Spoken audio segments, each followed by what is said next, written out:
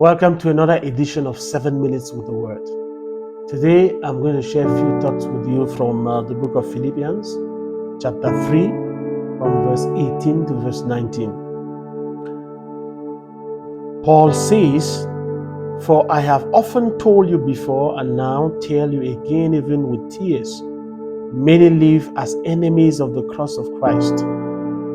Their destiny is destruction, their God is their stomach, and their glory is in their shame.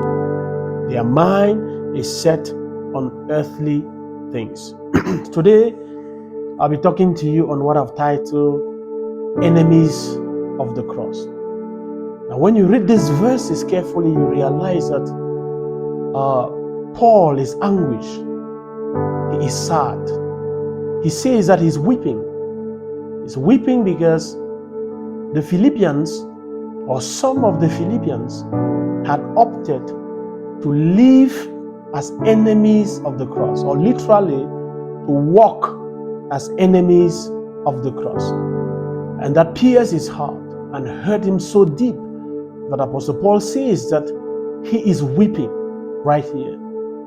Now, who are enemies of the cross? Enemies of the cross are not enemies of the physical cross or a physical representation of the cross. Enemies of the cross are enemies of what the cross stands for. They are enemies of the biblical truth of God's atonement for the salvation of humans through the person of Christ.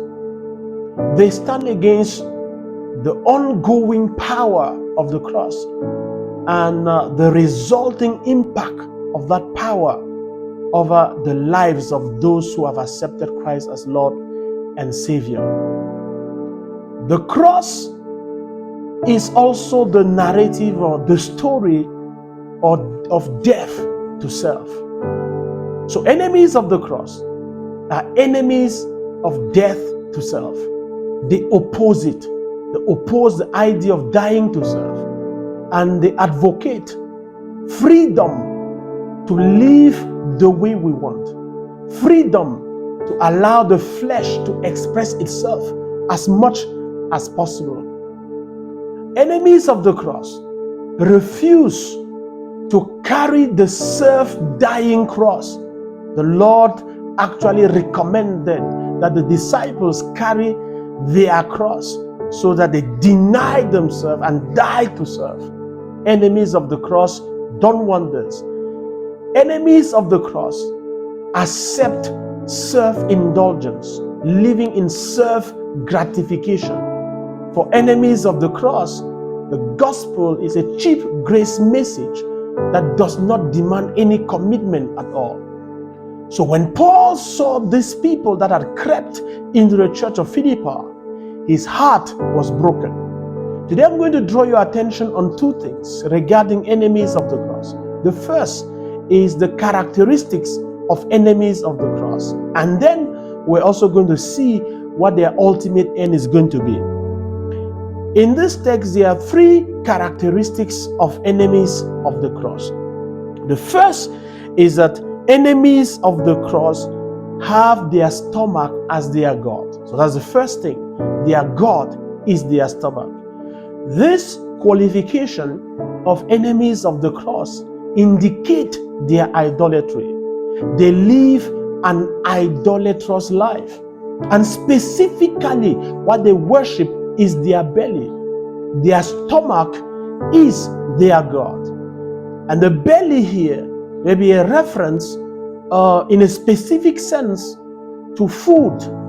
There are some people who have enthroned food in their lives and will readily do anything, to get food, even if that means going against the will of God. In a broader sense, the belly here stands for fleshly appetites and fleshly desires. So these enemies of the cross are self-indulgent. They don't feel the need to commit themselves to Christ. They want to give vent to the appetites of the body. They want to live the way the flesh dictates. So they've made their belly their God. Number two, They glory in their shame. This expression indicates their misplaced priorities.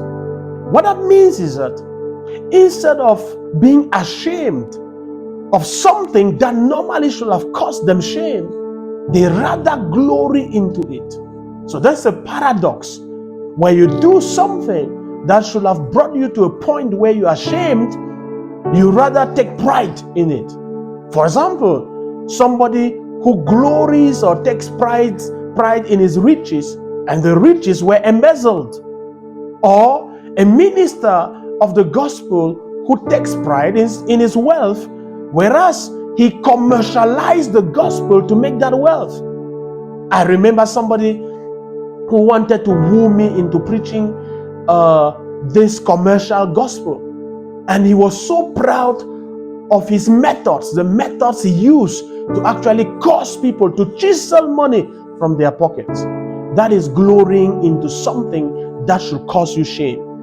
The third characteristic is that they set their minds on earthly things. Here we are seeing what their focus is in life, what their values are, what their center of interest is all about.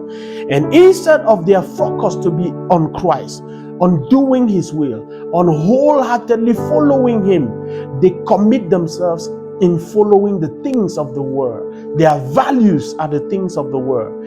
Their interest is in the world. They conform to the world. They go along with the world so long as the world is going to give them what they want. These are three characteristics of enemies of the cross. And then Apostle Paul specifies, if you get back into the verse, what their destiny is going to be all about. Their destiny will be destruction. This word that Paul uses here is translated elsewhere in the New Testament by perdition. And that will mean that those who live as enemy of the cross will actually face eternal damnation. Beside the fact that even their physical lives sometimes are tampered with and are destroyed. So brothers and sisters, I beseech you, I urge you, despite the intensity of the temptation, don't be an enemy of the cross, because the end thereof is going to be destruction. God bless you. Like our Facebook page and subscribe to our YouTube channel. The Lord bless you abundantly.